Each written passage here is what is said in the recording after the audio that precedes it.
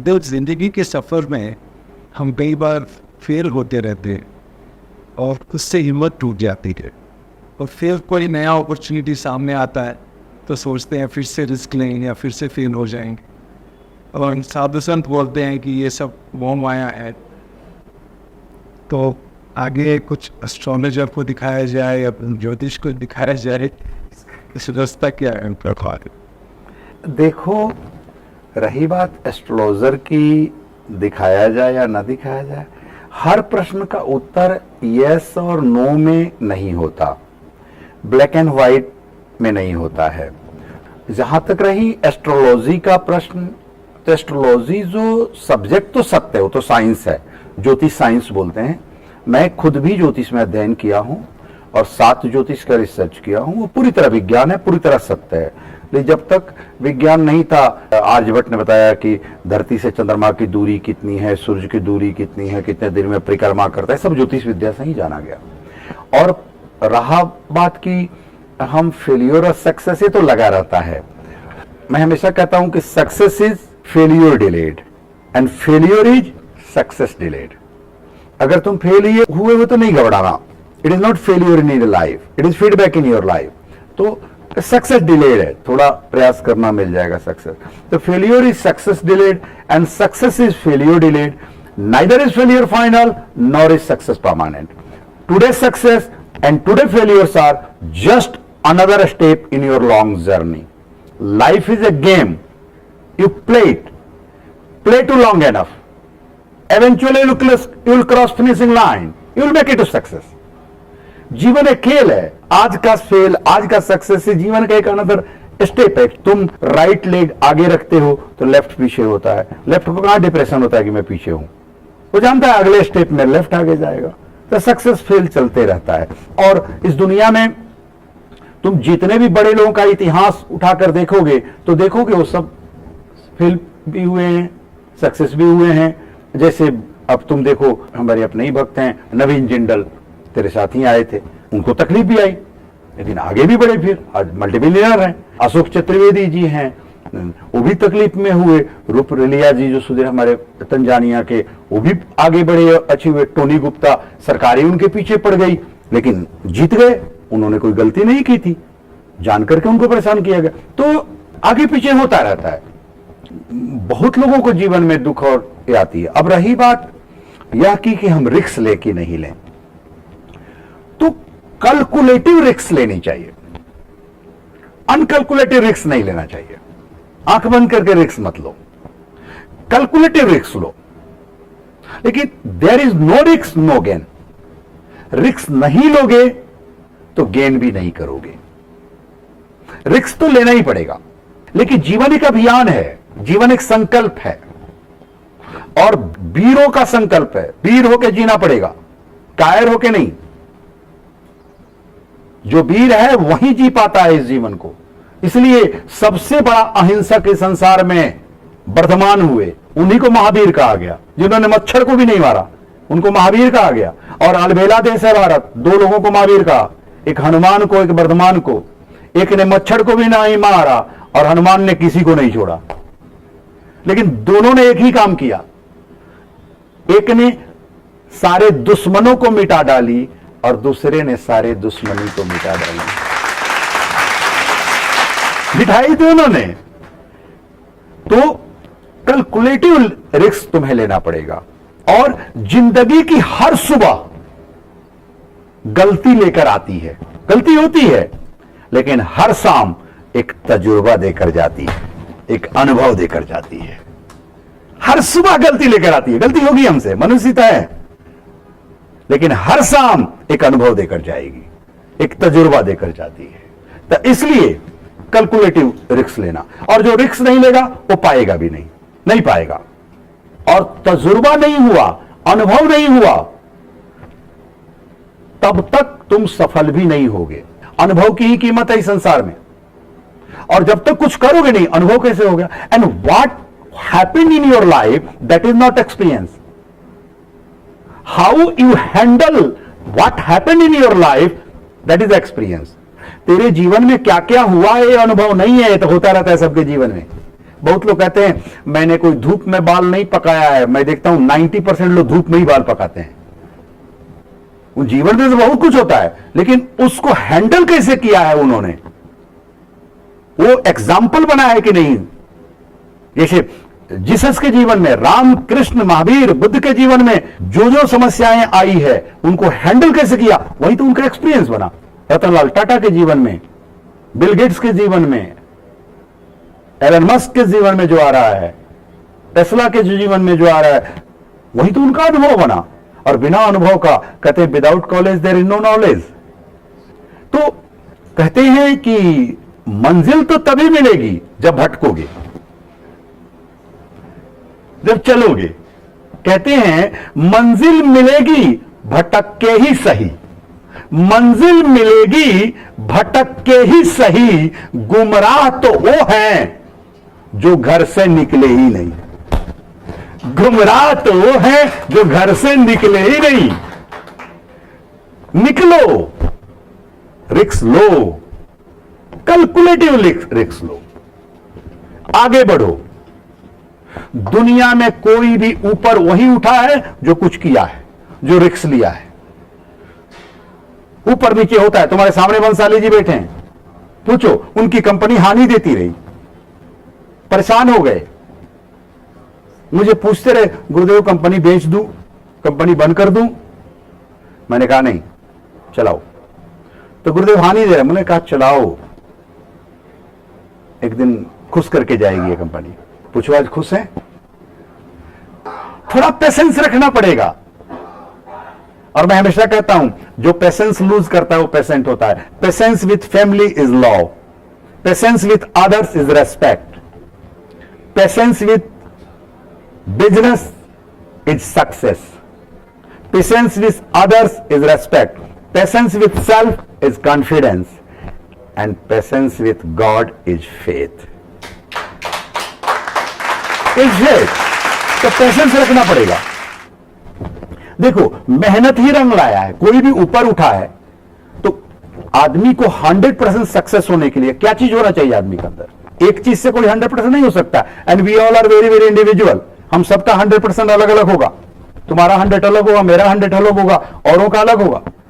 लेकिन हम सबका 100% पाने के लिए हर चीजों का कॉम्बिनेशन चाहिए।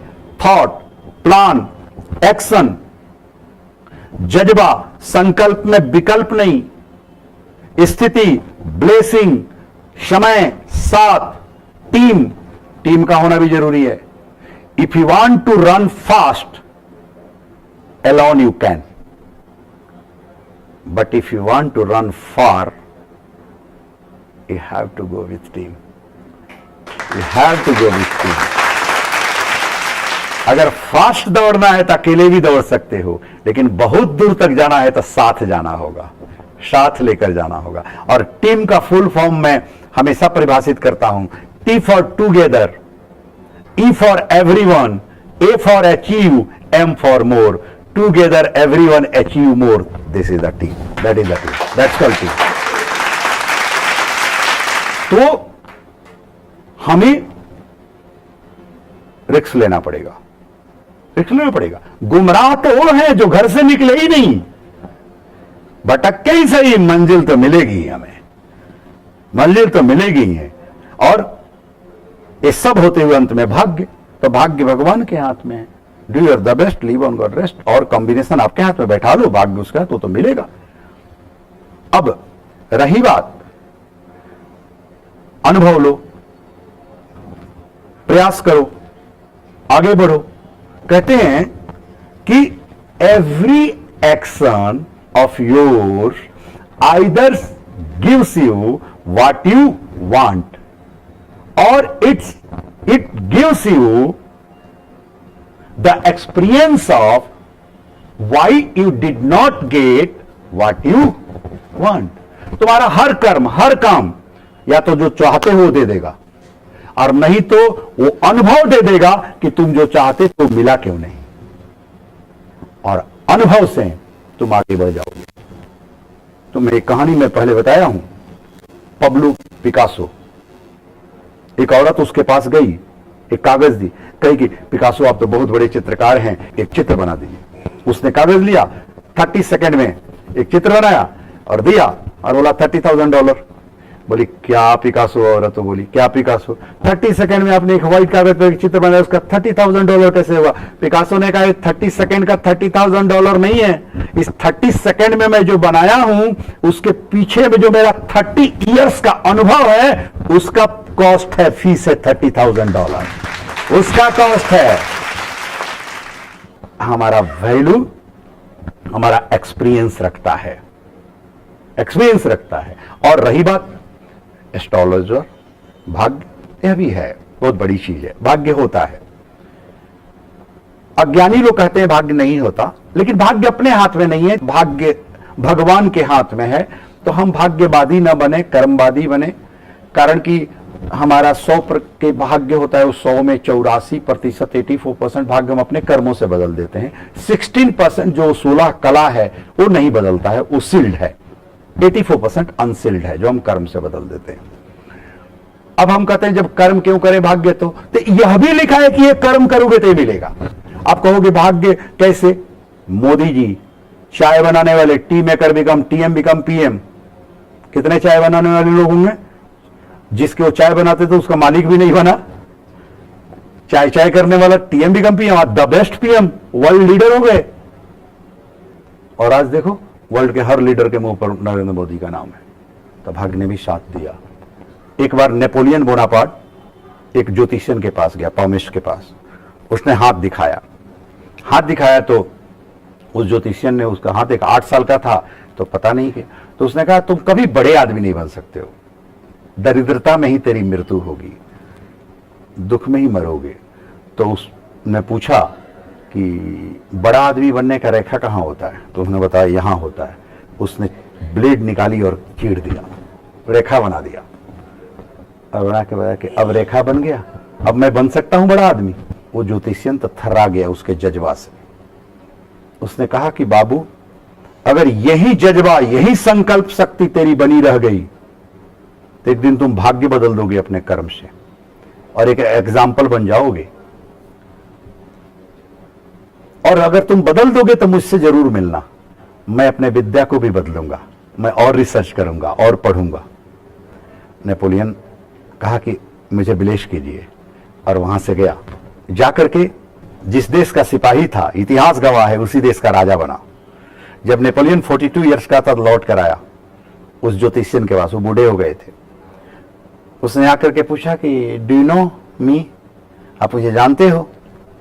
तो उस ज्योतिषियन ने कहा मैं द ग्रेट नेपोलियन को कौन नहीं जानता, आप तो यहाँ के राजा हो, द ग्रेट नेपोलियन हो।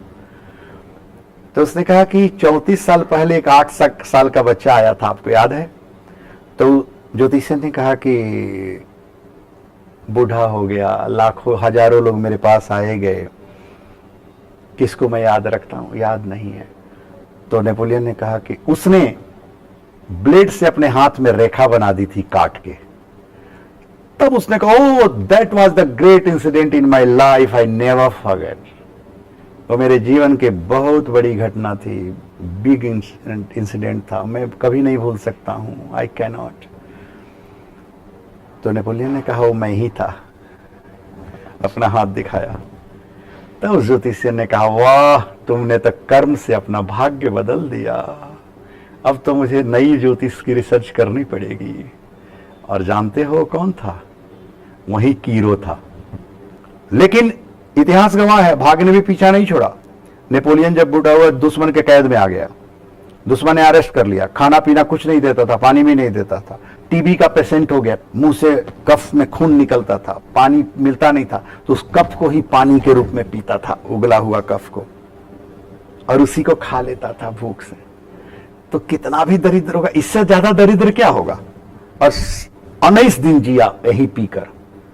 तब नेपोलियन के याद आया उस ज्योतिष का फॉरकास्ट, अरे उसने सही कहा था कि दरिद्रता में ही तेरी मृत्यु होगी।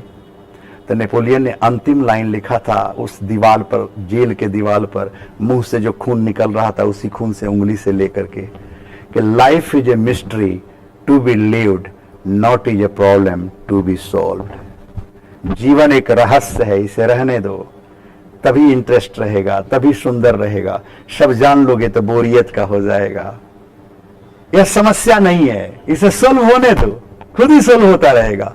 लेकिन तुम 1,00,000 कदम चलोगे, एक बार में 2 कदम चल सकते हो क्या? चल सकते हो? एक बार में 1 कदम ही चलना होगा, लेकिन एक एक कदम चल के तुम 1,00,000 कदम चल सकते हो। मेरा एक प्रिय था, उसके पास टॉर्च था, तो टॉर्च 10 मीटर दिखता था, उसको 1 किलोमीटर जाना था। बोला कि मेरा टॉर्च तो का लाइट 10 मीटर ही जाता है, मैं 1 किलोमीटर कैसे जाऊंगा, अंधेरा रात है। अरे बुद्धू, तुम 10 मीटर चल, फिर 10 मीटर और आगे दिखेगी लाइट। ऐसा तो नहीं कि आगे नहीं दिखेगी, अब एक बार में 1 किलोमीटर दिखेगी नहीं। यही तो हमारा जीवन है, आगे बढ़े कदम, अगला कदम लाइट प्रकाश दिखेगा। तो नेपोलियन 19 दिन ही दरिद्र होके मरा, बचे जीवन को अपने कर्म से बदल दिया, भाग को कर्म से बदल दिया, भाग को। तो इसलिए अपने कर्म पर विश्वास रखो, भाग्य भगवान के हाथ में है, सब कुछ अच्छा देगा, और किसी से भागो मत। मैं जब पढ़ रहा था तो हम लोग के एक लड़का पढ़ता था, वो तो अरुणाचल प्रदेश का था। तो मैडम थी टीचर, तो पूछी तुम कहाँ के हो, तो बोला अरुणाचल प्रदेश का। बोले इंग्लिश में स्पेलिंग कर अरुणाचल प्रदेश का। बोला नहीं मैं भूल गया, गोवा का हूं। गोवा इजी है स्पेलिंग करना, तो बोला गोवा का हूं। अब इस तरह से हम बदलते रहे तो क्या सक्सेस होंगे? इस तरह हम भागते रहे तो कब तक भागेंगे? डटो। लोग कहते हैं कि due to fear I run away, मैं कहता हूं नहीं, गलत। Due to run away so you fear. तुम भागे इसीलिए डरे, डर कर नहीं भागे। अगर डट जाते तो डर भाग जाता। तो face the fear it's goes, avoid the fear it's grows. डटो, रिक्स लो, कैलकुलेटिव रिक्स लो, सोच कर रिक्स लो और पाओ। रिक्स ना लिए होते तो बिल गेट्स ना होते, किरानी बने रहते। रिक्स ना लिए होते तो धीरू भाई अंबानी पेट्रोल पंप पर आज भी पेट्रोल भरते रहते। रिक्स ना लिए होते तो नरेंद्र मोदी जी चाय की दुकान के मालिक हो जाते या चाय की एजेंसी चलाते रहते, पीएम नहीं बनते। रिक्स ना लिए होते तो रतनलाल टाटा कहीं एरोनॉटिक इंजीनियर रहते, वही तो होना चाहते थे। रिक्स ना लिए होते तो स्टीव जॉब्स जो हैं वो कोई एप्पल कंपनी नहीं दे पाते, वो कोई नौकरी करते रहते। तो इसलिए रिक्स लेना चाहिए और भगवान पर भी विश्वास करना चाहिए, अपने कर्म पर भी विश्वास करना चाहिए। So patience with self is confidence and patience with God is faith. और हमेशा उसके प्रति कृतज्ञ रहो। सो कहते हैं happy moment praise God, difficult moment seek God, painful moment trust God and every moment thanks God.